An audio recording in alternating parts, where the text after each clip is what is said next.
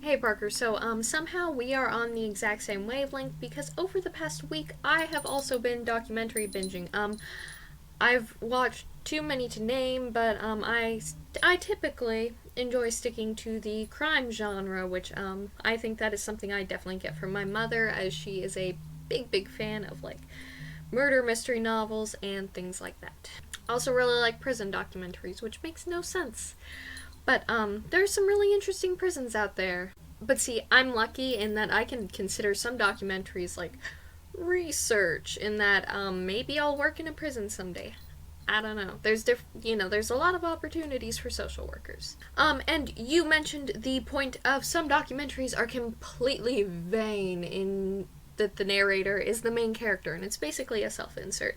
And I want to tell you about my old high school foe, Quiet, the Power of Introverts in a World That Cannot Stop Talking by Susan Cain. Now, in my 12th grade class, which was AP Lang, we had to read like a nonfiction book, I think was the general qualifier, and I picked this because I'm an introvert. I'm pretty introverted, especially in high school. I was a lot more introverted than I am now. I pride myself on having stepped out of my shell a bit. So, this book is basically talking about introverts and their strengths and their weaknesses and how like being an introvert isn't a bad thing.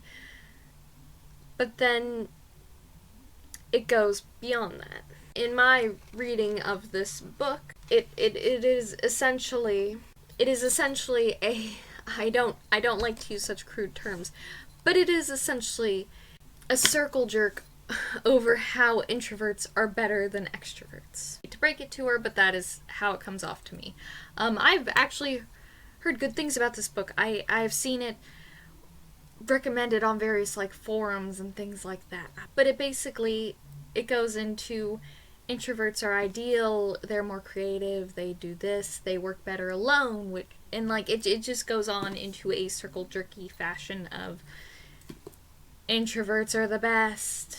I also believe that the book is completely misleading on the complete idea of introverts. You have very excited and loud introverts and very quiet and timid extroverts. The only definition of an introvert is that they prefer to spend time alone to recharge, and an extrovert gets their energy from being around other people. Those are the only qualifiers.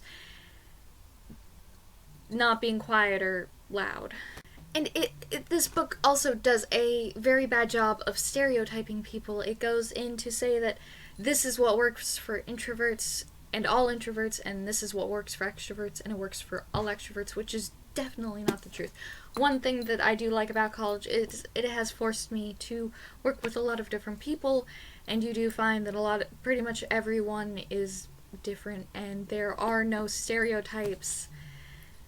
Everyone is an individual, regardless of whether or not they're an introvert or an extrovert. But for some reason, I keep this book on my bookshelf. I keep it in my nonfiction. And sometimes I take it down and I read through a few pages and get infuriated because I'm very much an introvert. I love spending time on my own. But this isn't true. So, Parker, I typically don't have too much of an issue with assigned readings in classes. I can typically get through just about any book ever, but this was one of the hardest books for me to get through. Go figure. I don't like things where it is basically the author, to use the crude term, circle jerking over how this method is best. But Parker, that's my video today. If you want to read it, maybe you will read it and you'll have a completely different opinion, because a lot of people I meet say that, oh my gosh, this is the best book ever. This is the book that teaches them how to harness the power of introverts, and I don't know. I just didn't feel that way at all. But Parker, good luck on your tea thing, because if you drink as much tea as me, you'll have that thing filled up in no time. But I will see you on Monday. DFTBA, stay super. Bye.